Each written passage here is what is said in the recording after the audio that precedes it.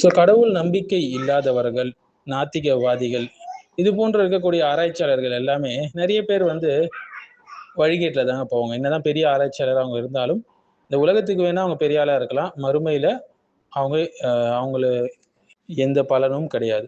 So Adam அலை இஸ்லாம் அவங்களுக்கு வந்து மொழியை கற்றுக் கொடுத்தது அல்லாஹ் தான் கற்றுக் கொடுத்தான் இல்லைங்களா?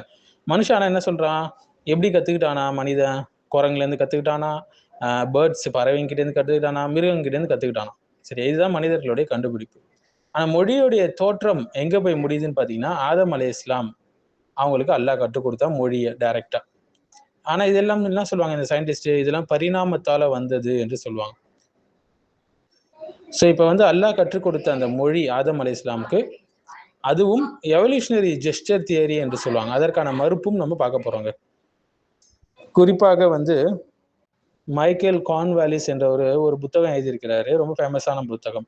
அந்த புத்தகத்தோட பேர் வந்து ஹேண்ட் டு மவுத், கையில இருந்து வாய்க்கு. Hand to mouth the origin of language என்று சொல்லக்கூடிய ரொம்ப பிரபலமான ஒரு புத்தகம். ஸோ இந்த புத்தகத்துல அவர் என்ன சொல்றாருன்னா, முக்கியமான தீசிஸ் என்னன்னா, மனிதனுக்கு மொழி என்பது வந்து முதல்ல வாய்மொழியாக கிடையாது. மாறாக முதல்ல எப்படி மொழியை கத்துக்கணும்னா ஜெஸ்டர்ஸ் மூலியமா, அதாவது கை செய்கை மூலியமாக, பாடி லாங்குவேஜ் மூலியமாக தான் இது ஆரம்பிச்சுது சொல்லி அவங்க சொல்றாங்க இந்த புத்தகத்துல. பின்னர் வந்து கிராஜுவல் எவல்யூஷன் மூலியமாக, பரிணாமம் மூலியமாக இந்த ஸ்போக்கன் லாங்குவேஜ் உருவாச்சுன்னு அவர் சொல்றாரு. ஸோ அவருடைய ஆர்குமெண்ட் வந்து எவல்யூஷனரி லிங்குவிஸ்டிக் ஃப்ரேம் ஒர்க்ஸ்ல உள்ள ஒரு ஆர்குமெண்ட். அவர் என்ன சொல்றாரு அப்படின்னு பாத்தீங்கன்னா, அதோட முக்கிய கருத்துக்கள் வந்து, ஸோ மனிதர்களுடைய முன்னோர்கள் வந்து கை சைகை மூலியமாக, பாடி மூவ்மெண்ட்ஸ் மூலியமாக, ஃபேஷியல் எக்ஸ்பிரஷன் மூலியமாக தான் ஆரம்ப கால மனிதன் என்ன செஞ்சானா, கம்யூனிகேட் பண்ணானா.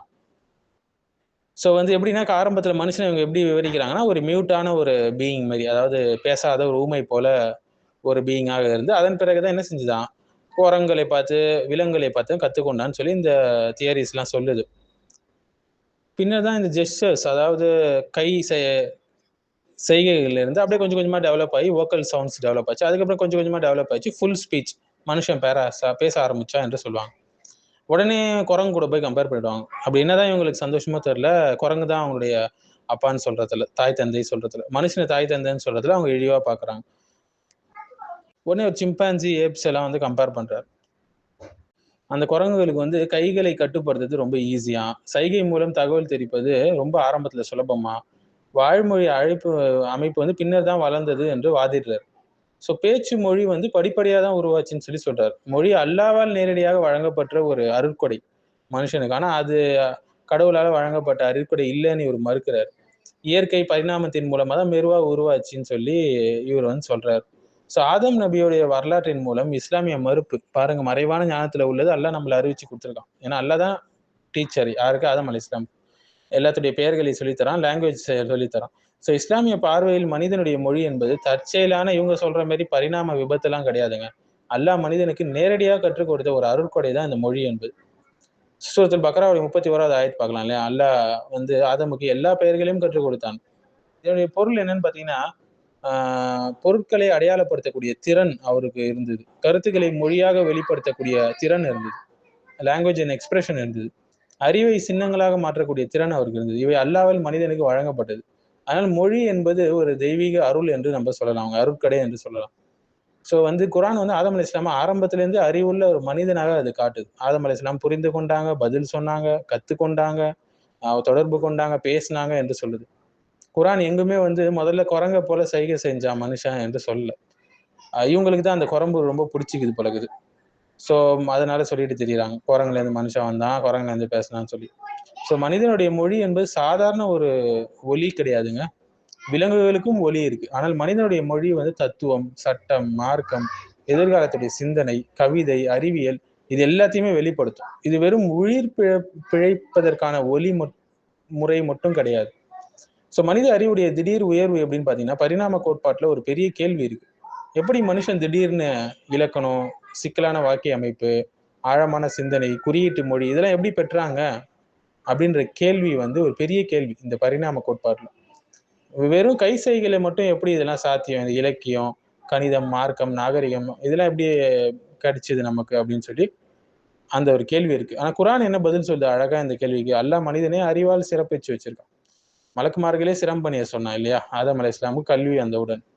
இந்த உலகத்திலே கூட கல்வி வந்த ஒரு ஒரு சாதாரண நாய்க்கும் கல்வி ஒரு நாய்க்கு ஊட்டப்பட்டுச்சு. மிலிட்ரியில எல்லாம் டாக் எல்லாம் இருக்கும் இல்லைங்களா, கண்டுபிடிக்கிறதுக்கு சில திருட்டுகள் இதெல்லாம் கண்டுபிடிக்கும். அது கல்வி வந்தவொடனே அந்த நாய்க்கு ஸ்பெஷலான ஒரு கவனிப்பு கொடுக்கப்படும்.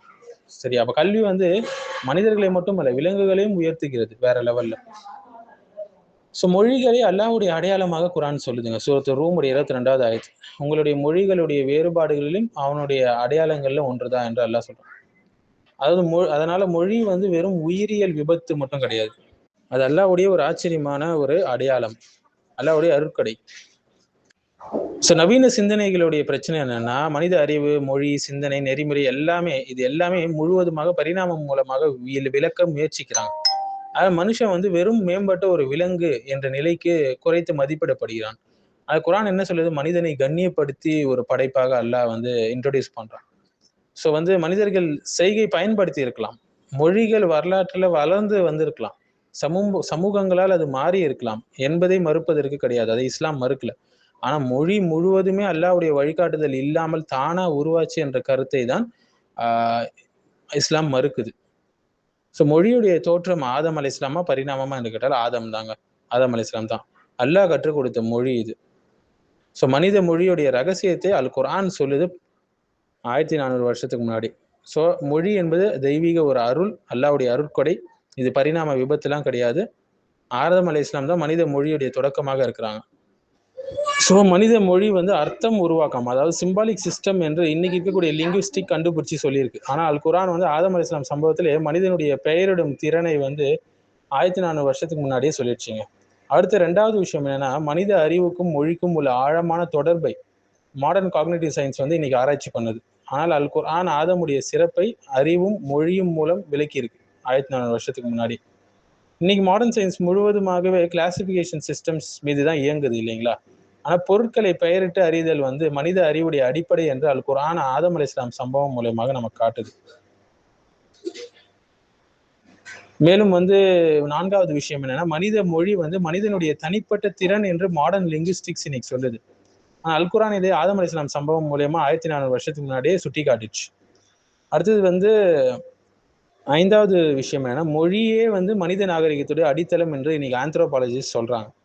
ஆனா மனித வரலாற்றுடைய ஆரம்பத்துல அல்லாஹ் என்ன சொல்றான்? ஆதமுக்கு மொழியை கற்றுத்தந்ததாக குர்ஆன் நமக்கு சொல்லி காட்டுது. இன்னைக்கு வந்து விஞ்ஞானம் வளர்ந்ததுனால மனித மொழி, சிம்பாலிக் தாட் மற்றும் ஹியூமன் காக்னிஷன்ஸ் பற்றி ஆழமான நிறைய ஆய்வுகள் நடக்குது. ஆனா மனிதனுடைய கௌரவம் அறிவிலும் பெயரிடும் திறனிலும் இருக்கிறது என்று அல் குர்ஆன் வந்து ஆதம் அலைஹிஸ்ஸலாம் சம்பவம் மூலமாக 1400 வருஷத்துக்கு முன்னாடி நமக்கு எடுத்து காட்டிச்சு.